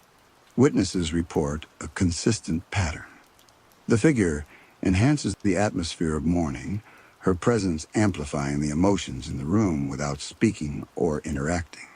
Children and adults alike may perceive her differently, but all agree that her presence is unforgettable, that she embodies the essence of grief in ways that ordinary human mourners cannot. Some researchers suggest that these living mourners may unconsciously tap into the same liminal spaces accessed by the spectral black veil. By participating in rituals of mourning, donning veils, and moving silently among the grieving, They may bridge the human world and the threshold of death itself, creating a perceptible connection that affects both perception and environment. In this interpretation, they are neither ghosts nor merely eccentric humans. They are living vessels for sorrow, channels through which grief can manifest, be observed, and in some way endure beyond the confines of a single funeral. Yet for all the mystery and speculation, one aspect remains clear. The living who wear the black veil leave an indelible impression. They are both comforting and disquieting, human yet otherworldly, a reminder that grief can take form, can be carried, and can be witnessed in ways that transcend the ordinary. Their presence is a testament to the enduring power of mourning, a living extension of the veil that separates life from death, yet allows for connection, reflection, and acknowledgement. And so the living mourners persist. They arrive at ceremonies, stand silently at the periphery, and move among the grieving, carrying sorrow with them as both shield and mirror. Their veils conceal faces, but not their purpose. They are observers, participants, and embodiments of grief itself, linking the living with the shadowy threshold beyond, reminding us that mourning is not just a moment, but a force that can take on form, weight, and presence in ways both subtle and extraordinary. Funerals are places of deep emotion, where sorrow is concentrated, and the veil between life and death is said to grow thin. It is here that the black veil, the mourners who never leave, and the living who wear the black veil have been observed repeatedly across cultures and centuries. But what explains these funeral apparitions? Why do they appear, and what do they represent? The answers remain elusive. Yet a variety of theories, both scientific and folkloric, attempt to illuminate their presence. One prominent theory suggests that these apparitions are manifestations of grief itself. Intense sorrow can create altered states of perception, heightening awareness of sound, light, and movement. In this context, the black veil and similar figures may be psychological projections, externalizations of collective mourning. Witnesses often describe feeling watched or accompanied during a funeral, sensing a presence that embodies the grief they themselves feel. The apparitions may be a reflection of this emotion, taking on forms that the human mind can perceive, especially in the liminal space of a chapel or cemetery where death is tangible and immediate. Psychologists studying grief have noted that humans have an innate tendency to anthropomorphize emotions. Sorrow, loss, and fear can be given shape in the mind, particularly when experienced in environments steeped in ritual. In the moments immediately following a death, the intensity of emotion may be so high that these projections are perceived as real, almost tangible entities. Shadows at the edge of vision, fleeting movements in the corner of a room, or a figure appearing in photographs may be manifestations of the mind attempting to process the enormity of loss. Yet these explanations, while compelling, do not account for the consistency and persistence of reports across centuries and cultures. From Europe to Asia, North America to the Middle East, descriptions of veiled mourners, spectral figures, and living mourners in black share striking similarities. They arrive before the funeral begins, linger at the edges of the room or cemetery, and leave unnoticed by most. Their clothing, posture, and behaviors are described with remarkable uniformity. Some appear in photographs, creating distortions or shadows that defy simple explanation. The recurrence of these characteristics suggests a phenomenon that cannot be entirely reduced to individual psychology. Folklorists and spiritual theorists offer an alternative perspective. In many traditions, spirits are believed to linger at funerals to guide souls, comfort the grieving, or ensure that rituals are properly observed. The black veil and the mourners who never leave may represent this kind of spirit. Entities drawn to the liminal space of mourning, existing to bear witness and maintain a balance between life and death. In Japan, the Kuro-onna is thought to protect souls and maintain the sacred boundary between the living and the dead. In Europe, similar figures are recorded in village legends, quietly attending ceremonies, ensuring that grief is acknowledged and that the transition of the deceased is respected. Some theorists suggest that these figures, whether spectral or living, are connected to the concept of emotional resonance. Just as physical objects can vibrate in response to certain frequencies, the intensity of human sorrow may create disturbances in perception or even in reality itself. In this framework, the black veil and the living mourners are not merely psychological or spiritual phenomena. They are manifestations of grief's energy, made visible in ways that ordinary perception cannot always explain. This theory accounts for the reported effects on candles, shadows, and photographs, as well as the sensation of being observed or accompanied during a funeral. Anthropologists have also examined cultural practices that may reinforce the presence of these apparitions. Wearing black, observing rituals, and maintaining silence at funerals are acts that focus attention on grief and loss. By concentrating emotion and ritual in a confined space, communities may inadvertently strengthen the perceptibility of the veil between life and death. This could explain why reports of apparitions are more common in smaller, tightly knit communities, where mourning is communal and intense. In these environments, grief is amplified, creating conditions that favor the manifestation of figures such as the black veil. Physical and environmental factors may also play a role. Candlelight, shadow, reflective surfaces, and architecture can create illusions or distortions that mimic the presence of figures at the edges of perception. However, the sheer number of consistent reports, often from multiple witnesses and captured in photographs, suggests that while these factors may enhance perception, they are unlikely to account for the entirety of the phenomenon. Something deeper, more enduring, appears to be at work, a presence that transcends ordinary explanation and touches on universal experiences of loss, memory, and the fear of mortality. Another compelling theory revolves around the idea of liminal consciousness. Funerals place attendees in a state of heightened emotional and psychological receptivity.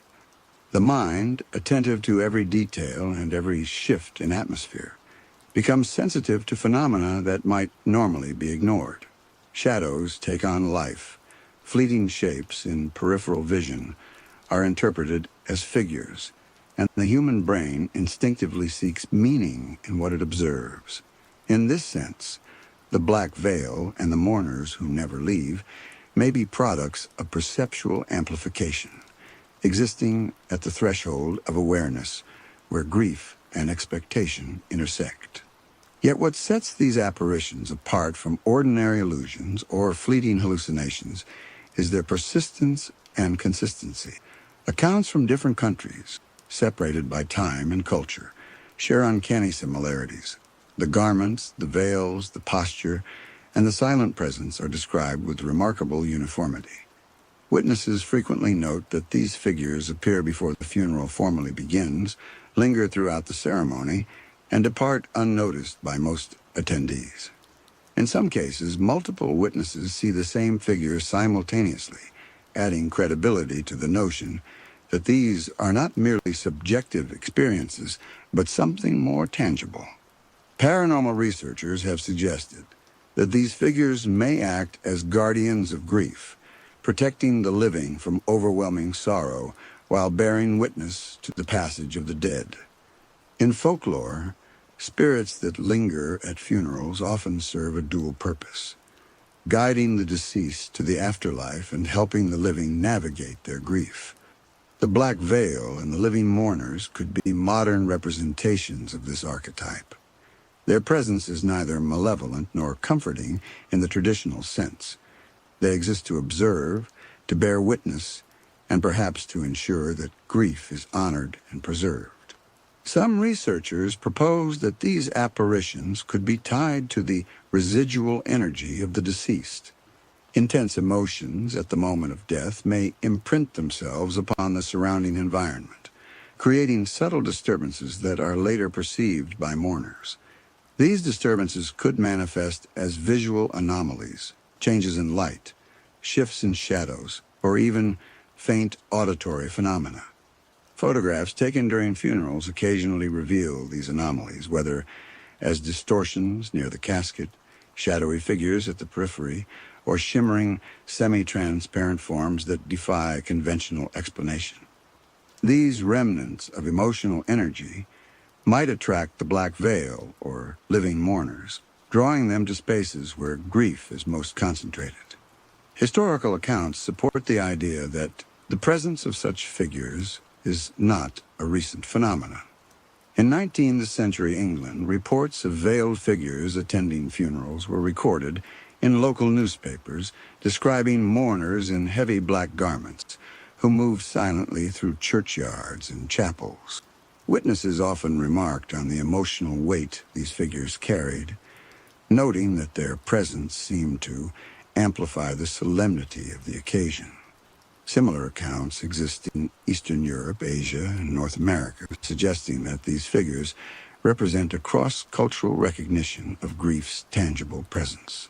There is also a mystical interpretation. Some traditions hold that grief itself is a force that bridges the worlds of the living and the dead. Funerals, by concentrating sorrow, create a space where this force becomes perceptible.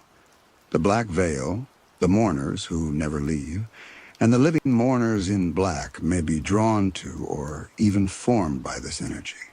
They are not merely witnesses, but participants in a ritual that extends beyond the conscious awareness of those attending.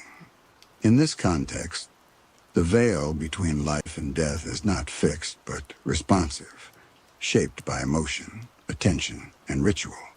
Scientific skepticism offers alternative explanations. Pareidolia, the tendency of the human mind to recognize patterns or faces in ambiguous stimuli, can account for some sightings. Shadows, draped fabrics, and the play of light in chapels or cemeteries can create the illusion of figures. Psychological projection, especially in moments of intense grief, can amplify these perceptions, causing witnesses to interpret ordinary objects as apparitions. While these explanations are plausible for isolated incidents, they do not fully account for reports of multiple observers seeing the same figures, nor the consistency of descriptions across different times and cultures. Beyond scientific and psychological explanations, there are theories rooted in the spiritual and mystical realms that seek to account for funeral apparitions. Many cultures maintain that death is not an abrupt end, but a transition, and that the moments surrounding this passage are charged with spiritual significance. In this framework, the black veil and the mourners who never leave may be entities, either spectral or semi-material, drawn to these concentrated points of energy. Their presence serves to observe, guide, and sometimes even comfort, providing a link between the living and the recently departed that transcends ordinary human perception. In rural Japan, temples have long recorded the presence of the kuro-onna, veiled figures appearing silently at funerals to accompany the grieving and guide spirits to their resting places. Witnesses describe her as entirely still, her face hidden, her body radiating an almost palpable sense of sorrow. Similarly, in Europe, archival accounts describe veiled figures attending burials, sometimes appearing in photographs or sketches made by those present. These cross-cultural consistencies suggest that the phenomenon is not localized, but may instead arise from universal aspects of human grief, perception, and the liminal space of death. Some theorists suggest that the apparitions are drawn by concentrated emotion rather than specific individuals. Funerals, especially those marked by sudden, tragic, or deeply personal loss, create an emotional density that may be perceptible in ways that defy normal experience. In such charged spaces, witnesses often report phenomena that include shifting shadows, cold drafts, flickering candles, or the unmistakable impression of being watched. The black veil and the living mourners seem particularly responsive to these intensities, appearing when grief is strongest and receding when the mourning subsides. This has led some to speculate that the apparitions serve as both mirrors and magnifiers of human sorrow, reflecting what is most profound while simultaneously shaping the atmosphere of mourning. Another theory proposes that these figures, whether spectral or living, act as guardians of memory. By their presence, they ensure that grief is witnessed, that the passing of a life is marked, and that the living do not forget the act of mourning. A funeral is not only the farewell to a deceased individual, but also a ritual affirmation of the bonds that connect family, community, and memory. The black veil and her counterparts may represent the physical embodiment of this collective acknowledgement, standing as silent custodians who maintain the sanctity and solemnity of grief. Psychics and spiritual practitioners sometimes describe the black veil as a threshold entity, an intermediary that exists partially in our world and partially in the realm beyond. Its appearances are fleeting yet potent, and it seems capable of interacting subtly with both human perception and the physical environment. Candles flare, shadows lengthen, and faint distortions appear in photographs, all without any apparent cause. These signs are interpreted by many as indicators of the veil's activity, proof that grief is not only experienced, but also observed and, in some sense, responded to by forces that operate at the boundary between life and death. A particularly compelling element of these apparitions is their consistency. Across centuries and continents, witnesses report similar behaviors. They appear at the beginning of funerals, linger silently at the edges, and depart unnoticed by most. Yet their presence is profoundly felt. Photographs, sometimes accidental, often capture vague distortions or shadowy forms at the periphery, reinforcing the sense that these figures occupy a space not entirely of this world. Whether they are projections of human grief, manifestations of residual energy, spiritual guardians, or something entirely unknown, the patterns are strikingly uniform. It is also worth noting the human aspect. The living mourners who emulate the black veil are drawn to grief in a similarly enigmatic way. Whether out of empathy, spiritual purpose, or a personal connection to mourning, they occupy a role that mirrors that of the spectral figures. Their black garments, veiled faces, and solemn movements suggest a deliberate alignment with the energy of grief itself. They, too, serve as witnesses, not to enforce fear, but to bear the emotional weight of sorrow, acting as tangible extensions of the intangible forces present at funerals. Ultimately, the theories surrounding funeral apparitions intersect psychology, spirituality, and cultural ritual. They challenge us to consider grief not merely as an emotion, but as a force that can shape perception, influence space, and even manifest in forms that are partially visible and partially mysterious. They remind us that mourning is more than an act of remembrance. It is a profound encounter with the liminal, a moment in which the boundaries between life and death, the living and the departed, are perceptibly thin. Whether these apparitions are spectral entities, manifestations of grief, or echoes of a collective consciousness, their presence is undeniable to those who witness them. The black veil, the mourners who never leave, And the living mourners in black serve as reminders that grief carries weight beyond words and rituals, that sorrow can take shape, and that the act of mourning is both deeply personal and universally shared. They haunt our perception, not to terrify, but to bear witness, silently observing the cycle of life and death, and preserving the sacred space of human emotion. In the quiet moments of a funeral, when the congregation has dispersed and the candles have dimmed, one may still feel the faint trace of their presence, the subtle chill, the shifting shadow, the intangible weight of sorrow that lingers in the air. It is in these moments, standing at the edge of the visible and the invisible, that we sense the black veil and understand that mourning is more than an act.